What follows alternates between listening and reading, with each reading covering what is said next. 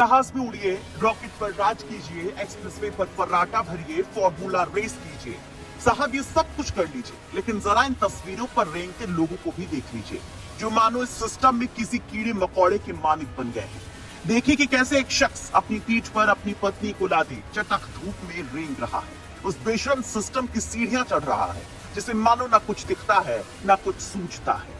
इस सिस्टम की चमक तो बस रईस और रसूखदारों को देखकर ही आती है, बाकी सब तो यहाँ बस धुंधला धुंधला है। खोल रहा है न खून इन तस्वीरों को देखकर, कौन रहे हैं न सवाल कि आखिर क्यों इस लाचार दंपति को ये सरकारी दफ्तर की सीढ़ियां चढ़नी पड़ी। तो वो हम आपको बताएंगे, लेकिन पहले इस बेबस दंपति के बारे में जान लीजिए। दंपति अपनी पीठ पर पत्नी को लादे हुए था और चिलचिलाती धूप, जलते हुए फर्श पर घुटने के बल रेंगते हुए कलेक्ट्रेट तक पहुंचा और घर तक रास्ता बनाने की गुहार लगाई। कुंजी गांव के रहने वाले अशोक कुमार और उनकी पत्नी पैर से दिव्यांग हैं। दोनों चल फिर नहीं सकते। अशोक ने गांव में चल रही चकबंदी को लेकर कई बार आवेदन दिया है और घर तक रास्ता बनाने की मांग की, लेकिन अधिकारियों के कान में जूं तक नहीं रेंगी, जिसके बाद दोनों रेंगते हुए कलेक्ट्रेट पहुंचे। आया था रोड के चक्कर में सर, हमारे पास रोड नहीं, हम बहुत रोड की समस्या है।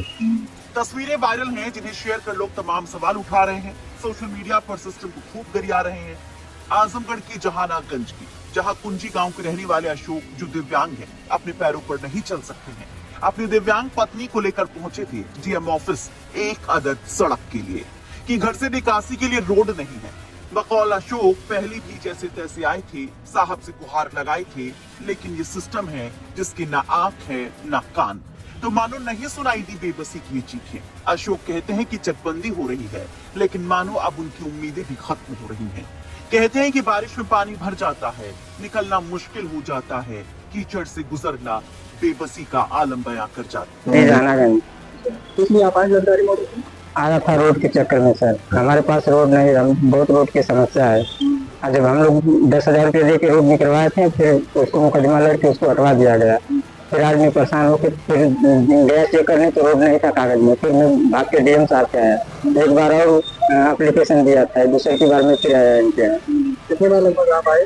2 बार सर आ गए। सुनवाई नहीं हो रही है? सुनवाई तो अगली बार नहीं हुई, फिर दिया आज एप्लीकेशन। हाँ, तो सरकार और यहाँ के अधिकारी क्या मांग करते हैं? क्या सर? सरकार अधिकारी क्या मांग करते हैं, क्या चाहते हैं? रोड तक चाहते हैं। हमारे पास रोड आने जाने की एकदम सुविधा नहीं है सर। हम लोग खेत में आए जाते हैं, पानी भर जाता है तो हम लोग उसी में आते जाते हैं। मेन रोड से आपके घर कितना दूर है? 30 मीटर दूरी है सर। रोड नहीं बना? नहीं रोड नहीं रोड क्या कहते रहे, नहीं मांगे तो आपको तो क्या करेंगे? नहीं सुनेंगे तो क्या करेंगे? पहुंचे अधिकारियों के पास, लेकिन बड़ा सवाल ये कि आखिर ऐसे मजबूर लोगों की बात क्यों नहीं पहले सुनी गई। सवाल ये भी कि आखिर इस दंपति को ये रेंगते हुए क्यों यहाँ पर आना पड़ा।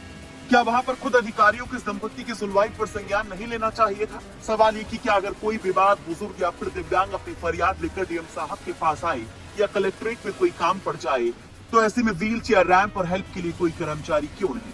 तो जवाब जान लीजिए, इस दिव्यांग दंपति के पास ट्राईसाइकिल तो थी, लेकिन उसके लिए कोई रैंप यहाँ पर नहीं मिल पाया, ना कोई हेल्प।